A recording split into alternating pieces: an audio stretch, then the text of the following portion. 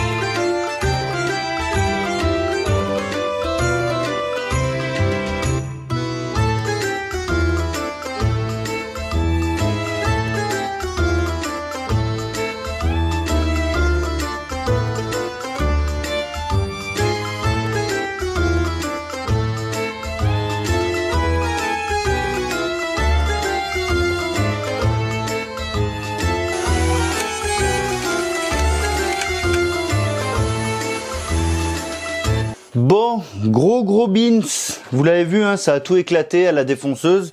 Donc là, l'idée en fait, c'était juste de récupérer la forme intérieure en recoupant et en venant affleurer sur la surface pour pouvoir faire ma défonce sur la nouvelle pièce. Le problème, c'est que voilà, là, la section était vraiment pourrie. Du coup, il y a tout qui a éclaté. Ça n'a pas marché comme je voulais. Quoi qu'il en soit, ça m'a pas empêché de m'en sortir. Donc là, j'ai avancé hors caméra. Il me fallait avancer. Il fallait que je pense pas à autre chose que ce que j'étais en train de faire. Donc là, l'idée, c'est que j'avais pris des notes.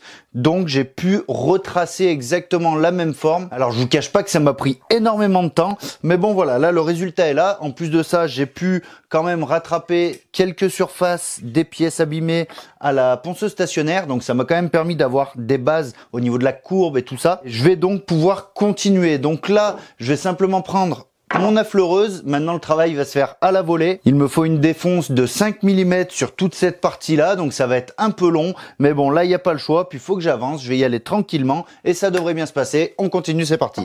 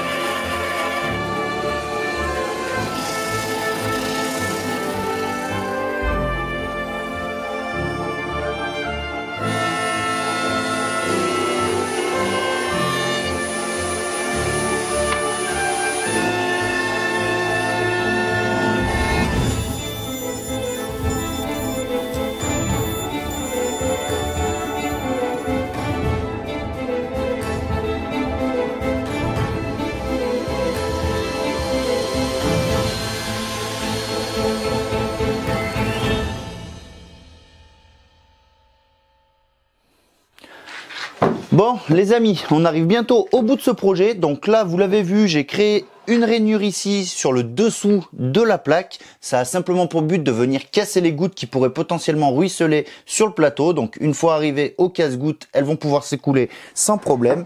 Et ici, j'ai précollé les éléments qui vont venir recevoir la partie inférieure, la partie qui viendra accueillir les cannes à pêche pour ne pas qu'elles bougent dans tous les sens. Donc cette partie-là, il va falloir que je la préperce aussi pour venir la fixer là-dessus. Donc la partie inférieure de ces sections seront vissées en vis-biaise et la partie qui va venir se mettre dessus sera fixée en fait tout simplement par le dessous, parce qu'il faut imaginer que la pièce sera comme ça, histoire que les vis ne soient pas en contact direct avec de l'eau stagnante. Et pour encore plus assurer le coup, la colle que j'utilise, c'est donc, vous la connaissez maintenant, c'est la Woodmax de chez Griffon, donc elle est vraiment étanche, ça permet vraiment d'étancher les jointures de mes pièces. On va donc terminer ça ensemble et puis ensuite on ira l'installer sur le bateau, comme ça au moins on pourra voir directement ce que ça donne et ce sera plus intéressant pour vous rendre compte du projet. Donc je vous laisse découvrir tout ça, c'est parti.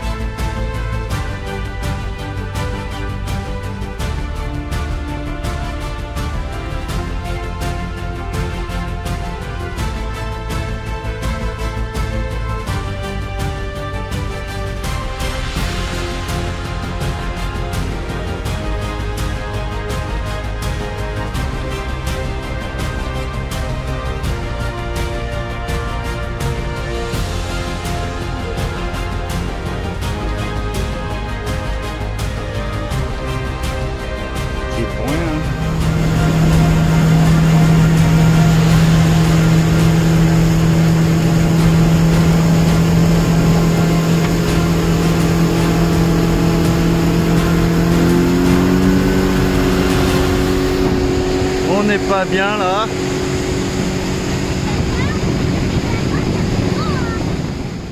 Bon les amis, je termine cette vidéo en extérieur avec le téléphone. J'espère que le son sera acceptable. Normalement, il ne devrait pas trop y avoir de soucis. Merci de m'avoir regardé jusqu'au bout. Pour info, sachez que la personne est très contente du résultat pour le support de canne. Il m'a d'ailleurs demandé de lui refaire les deux autres côtés du bateau. Donc c'est plutôt une bonne nouvelle, c'est que ça a vraiment plu. Ensuite, n'oubliez pas que depuis peu, je suis partenaire du site Visibly Safety. Donc ils vendent tout ce qui est vêtements de travail, chaussures de sécurité. Enfin voilà, ils vendent notamment la marque Freestads. Donc c'est vraiment du bon matos, franchement j'en suis pas déçu. Et pour l'occasion vous aurez dans la description un code promo de 10% sur le site, donc n'hésitez pas à aller y jeter un œil. Pour ma part je vous dis à la semaine prochaine pour une nouvelle vidéo et n'oubliez pas, le meilleur résultat est celui qui vous convient ou alors celui qui convient aux autres. Allez, salut les amis.